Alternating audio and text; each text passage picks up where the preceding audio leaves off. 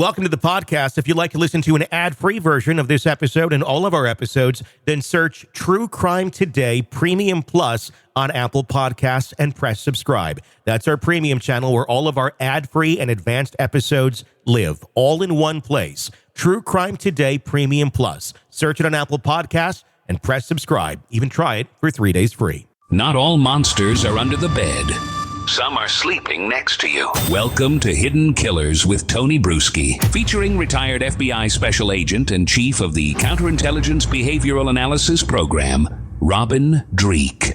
The scary thing is about a case like Richard Allen and the Delphi murders is that people want answers. And that's the families, the neighborhoods, the communities, everybody. They want answers for what happened to these two little girls. There's nothing wrong with that.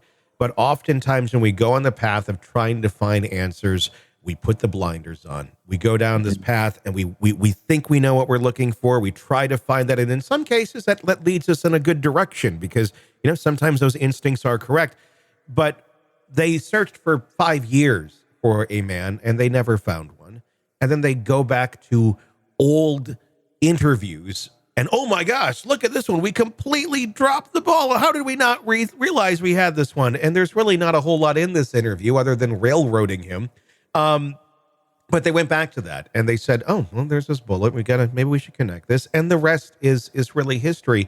Yet there are so many people in this case that you had mentioned earlier were not looked into or was just kind of touched upon. It's shocking. And I'm going to talk about some of these names. And these people, I'm not saying they're the killer or the killers, but I'm saying this is bizarre that there wasn't more of an investigation into this. You have Brad Holder, the avowed Odinist, initially a suspect due to his religious affiliations with Odinism and his proximity to the scene. The defense argued that elements of the crime scene, such as the rune-like formations, pointed to the ritual Odinistic killing. It was deemed inadmissible by the court because they didn't want to hear about his involvement. Just inadmissible. There's no Odinism here. You have Elvis Fields, identified by the defense as a person of interest very early on, alleged connections to Odinism, weird statements he gave about the crime scene, and knowledge of specific details that were not publicly available. Yet he wasn't our guy. I believe he even went on social media and even posted kind of recreations of the crime scene. But nope, he couldn't have anything. You got Keegan Klein, a convicted child predator who at the time was not a convicted child predator, literally communicating with Liberty German under the username Anthony Schatz, talking about meeting up, talking about getting together the day of the murder. Later, he's arrested on child pornography charges, and he's serving 40-some years in prison. And then, of course, you also have Ron Logan, the owner of the property, who is now deceased, has a criminal history to him, never charged, and the involvement was also not presented. None of these options were presented to the jury. If you don't have any of that, how are you going to make an educated decision? Each one of these people, especially I'm going, was it Patrick Westfall? That's the one's in one, jail. Yeah. Keegan Klein is in jail. Keegan Klein. Look at, just do our own thought experiment here, as we love to do. Mm-hmm. Each one of them, especially that one who's in jail right now for being in communication, for child pornography, how much easier would it have been to prosecute him?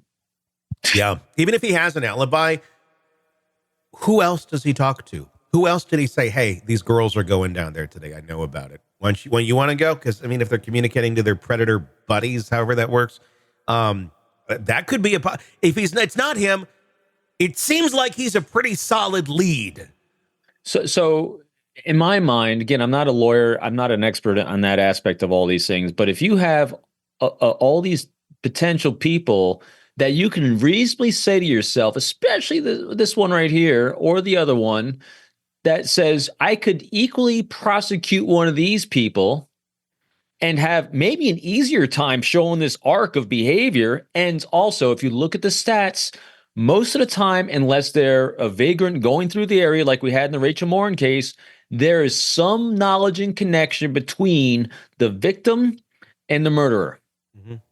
And we have that in at least in that one instance. And so what that does, and like you said, what the judge ruled out is reasonable doubt. If it could have been any of these other people, and I'm sitting here saying, well, that fits, it fits more than this and this, or at least equally fits, that's reasonable doubt to me.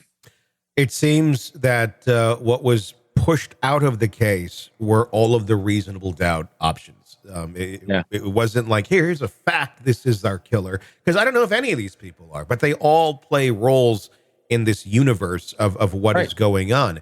And the fact that they didn't allow the jury to even hear those names, or at least put them into context, because they're all players in this, it is shocking. And in no way, I think, fair. It's one of the many, many options that Richard Allen will have here on appeal. Welcome to the podcast. If you'd like to listen to an ad-free version of this episode and all of our episodes, then search True Crime Today Premium Plus on Apple Podcasts and press subscribe. That's our premium channel where all of our ad-free and advanced episodes live, all in one place. True Crime Today Premium Plus. Search it on Apple Podcasts and press subscribe. Even try it for 3 days free. All right, true crime addicts, let's cut the crap. You're knee-deep in the gory details of your favorite podcast when suddenly a commercial hits like a bad meal. Seriously?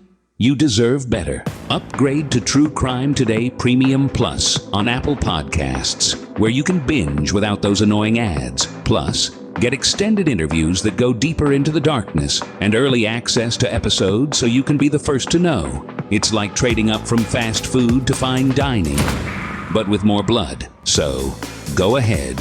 Search for True Crime Today Premium Plus on Apple Podcasts. Subscribe and feast on the good stuff.